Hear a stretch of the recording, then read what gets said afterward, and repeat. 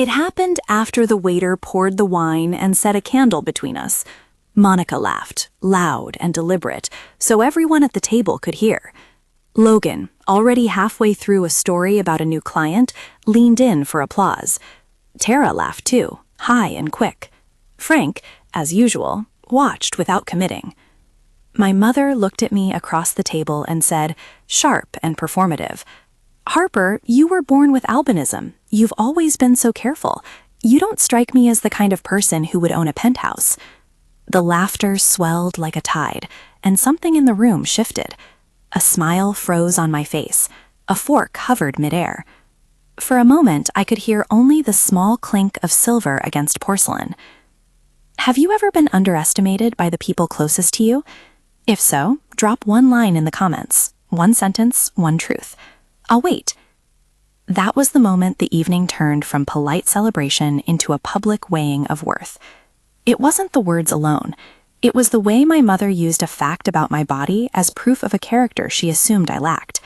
It was the casual conviction with which she measured success and declared me wanting. So I tell that line plainly. I was born with albinism. It has always been part of how people see me. I don't bring it up for sympathy. I tell it because it shaped the assumptions I had to push against, assumptions my own mother used in front of our family to make a point. The story of how I came to own the apartment everyone admired begins in a much quieter place than the restaurant lights. For years, I treated money the way I treat architecture. Look for the foundation, not the facade. I worked in property management and small-scale residential investments.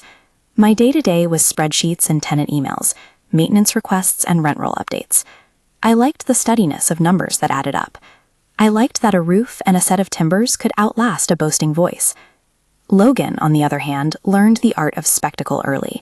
He had a way of entering a room like an announcement. New jacket, new phone, new anecdote that hinted at a life on display. He learned that people equate visibility with success. My mother learned to equate his visibility with victory. The gap between how we were seen was not a mystery in our family. It was a hierarchy. But visibility wasn't the same as ownership. Logically, you can admire a view without owning the building that provides it. Over the years, I had put money into small properties, rolled savings into a portfolio that grew by increments. I didn't buy a penthouse because I wanted to be applauded. I bought the kind of asset that produced steady income.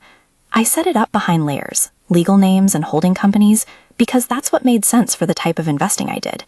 I didn't need my name on a brass plaque to be real. The work was mundane, filling out forms, reconciling ledgers, negotiating with contractors. The reward was quiet. Tenants who paid, a cash flow that compounded, the freedom to make choices later.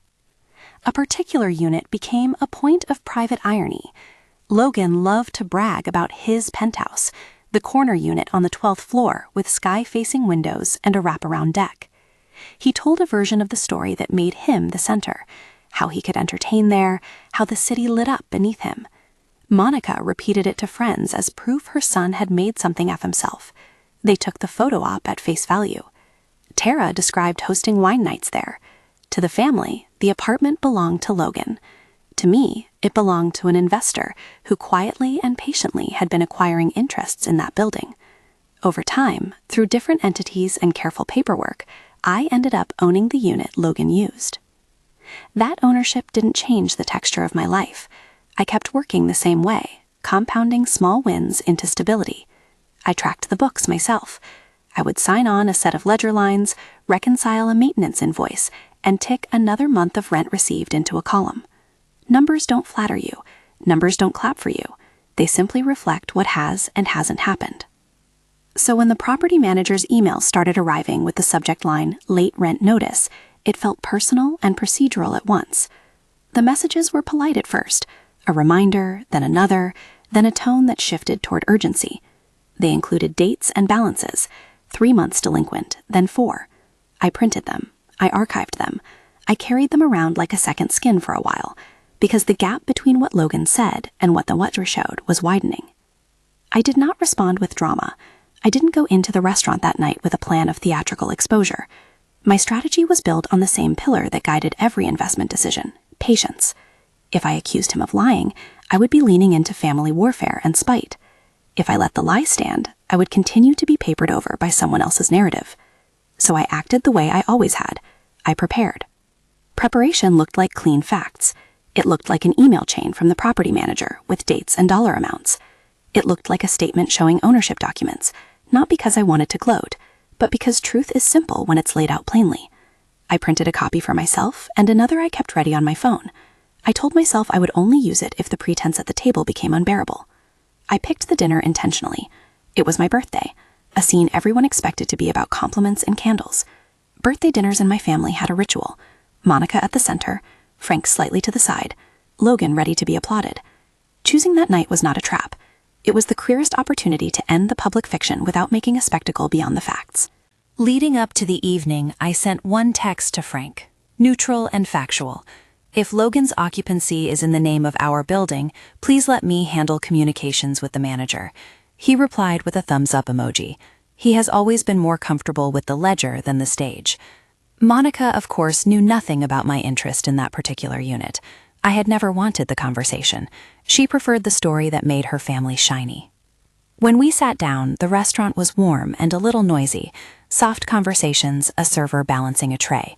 Candles cast movement across Monica's face as she talked louder than necessary about Logan's success.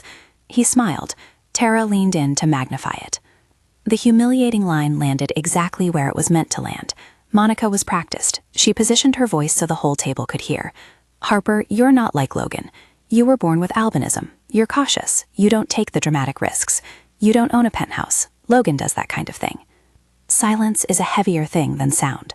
For a few seconds, the restaurant hummed around us, and my chest held its breath. I felt embarrassed, not for what I had done, but for having been reduced to something that could be easily dismissed. The waitress refilled my wine. Logan laughed like a man named by applause. I could have answered with an invention, with a sarcastic retort that matched my mother's performative cruelty. I could have shouted the property manager's name and demanded the truth then and there. Instead, I did what I'd been practicing for months. I let the fact speak. My phone was in my pocket. The property manager's latest email was a soft file, a list of dates and amounts that required no flourish. I pulled it out, turned the screen to the light, and without an accusatory tone or theatrical flourish, pushed it across the table. The table looked at the screen. I kept my voice steady and short. This is the latest statement from the property manager. On the screen were the necessary lines, the building's address, the unit number, a line that said, owner, entity name. Next, a column of dates and amounts. At the bottom, a balance labeled, overdue, 4 months. Logan's laughter stopped because laughter doesn't fit where numbers are being read. Tara's smile vanished because an email read across glass can't be laughed away. Monica's face went small in a way I had never seen when she wasn't directing the room. Frank leaned forward and for the first time that evening asked a clear question. Wait, whose name is that? I answered simply. It's an entity I set up. I own the unit. I didn't say, your son doesn't. I did not say, you've been lying. I stated the arrangement as I would state an account balance. It was neither triumph nor apology. It was data. There is a particular kind of sound that happens when a room recalibrates. Fork sat down, a chair moved, the faint scrape of a napkin. Monica tried to pivot back to the old story. She sought shelter in the noise of her own making. Oh, well, that's just paperwork, she said, trying to steer us back to Logan's narrative. The attempt fell flat. The property manager's statement had another line that mattered. Name, contact, and a last notice requesting payment or occupancy review. It read like any landlord's ultimatum. Bring the account current in 30 days, or a tenant enforcement process would begin otherwise. I felt a different kind of clarity in that moment. My purpose was not to punish. My purpose was to remove the pretense and assert a boundary. I looked at Logan and said quietly, you have 30 days to bring this account current or arrange to move out.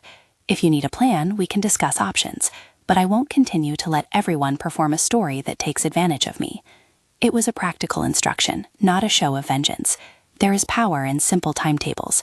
A deadline converts feelings into action. People can argue about morality all they want, but when money is late enough, the books don't lie. There is a difference between humiliation and accountability. I wanted accountability. I wanted to end the lie that gave Logan a stage. I wanted my mother to stop using my appearance as evidence that I couldn't be ambitious. I wanted to stop shrinking. The silence at the table had an edge to it. Monica's face tightened. She looked like someone realizing an anecdote had been built on someone else's scaffolding. Logan's hands fidgeted. Tara rolled her eyes at the idea of being moved. The server, who had been standing nearby, took in a deep, embarrassed breath. Frank, steady, slow, took the property manager's contact and nodded. "We'll speak to them," he said, surprised at his own authoritativeness. There was a shift in his posture toward me, a recognition, maybe, that numbers had a speaker who wasn't shouting. He had always preferred ledgers to loud stories. In the coming days, the practical wheels turned. I forwarded the entire file to Frank and to Logan with the same neutral line I had used at the table. "This is the statement. Please address overdue rent within 30 days. I added nothing more. I let the structure do its work. Logan called me, first defensive, then bargaining.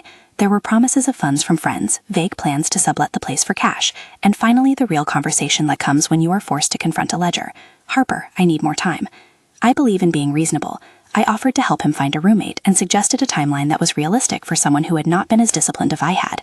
He chose in the end to leave rather than face the paperwork. He moved out within 4 weeks. There was no dramatic eviction. There was the quiet of boxes being loaded into a truck at dawn and a goodbye that was more awkward than heartfelt. What followed was not gloating. There was no triumphant display. I released the unit within a month to reliable tenants, adjusted the books, and moved the surplus into other investments. It felt good, settling the books, closing the chapter on a story that had been told about me. My mother sent a short message that read, "I'm sorry if that got out of hand." It was the sort of apology that has weight if you accept it, but it had none of the recognition of bias required to change habits. Frank, however, began to ask quietly to me about the particulars of property management. He walked me through a repair schedule one afternoon, a small but real sign of engagement that hadn't been there before. My life changed not because I forced an outcome, but because I refused to be diminished. I stopped shrinking to make the room comfortable for other people's stories. I didn't buy a new car or throw a party. I transferred funds into a new property that made sense, incremental, sensible, aligned with my goals. I upgraded my apartment slowly and carefully, not as a broadcast, but as a reflection of the choices I'd been making for years. There is a certain dignity in investing in things that last. There were social costs. For a while, my mother's posture toward me was measured, less performative, more watchful. She asked fewer rhetorical questions about my ambition. Sometimes that felt like a thaw, sometimes it felt like a distance I hadn't chosen. Logan and I spoke less. Tara reframed the story she told her friends. But the essential change was internal and practical. I stopped letting other people define the limits of my ambition through a careless sentence about my appearance. I want to be clear about something. Stating that I was born with albinism is not the point of this story. The point is how that fact was used as a shorthand for bravery, or the lack of it, by a person who wanted to score a social point. The point is that those shorthand judgments were convenient for my mother and embarrassing for me, until they stopped being convenient and accurate. My openness about my identity is not an invitation for people to assume I am fragile or risk-averse. When someone uses a visible difference to explain away competence, that person is showing more about their own biases than about me. People often ask whether exposing the truth to the table was cruel. I don't think of it that way. The reveal was an attempt to align the story everyone liked with the facts everyone could see. It was boundary setting, not a performance of revenge. I wanted to stop being the punchline in a joke that gave someone else a standing ovation. I wanted to be seen as the person who pays the invoices, who makes difficult choices, who keeps accounts clear. I wanted to be trusted to hold the facts. If there's a practical lesson in this, it's a quiet one. Keep your records and keep your dignity. Don't allow a public narrative to overwrite the truth that lives in ledgers and receipts.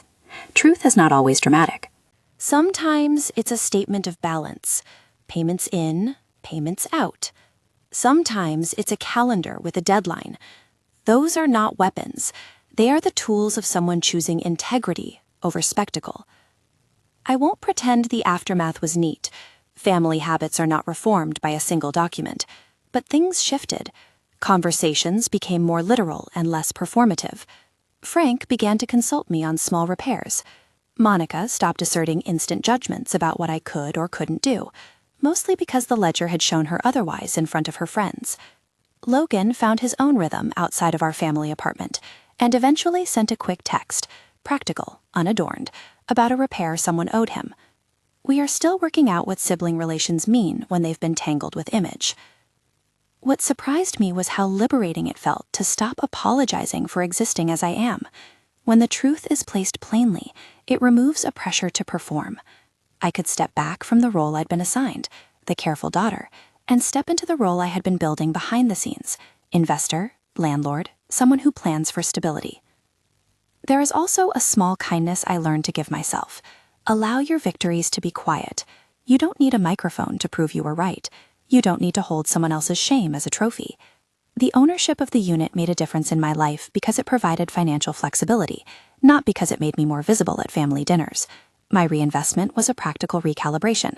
Move things into new places, keep options open, choose the life that fits your long horizon. If you have ever been shamed or underestimated because of how you look, or because of a trait you had no choice in, know this: prejudice speaks from assumptions, not from evidence.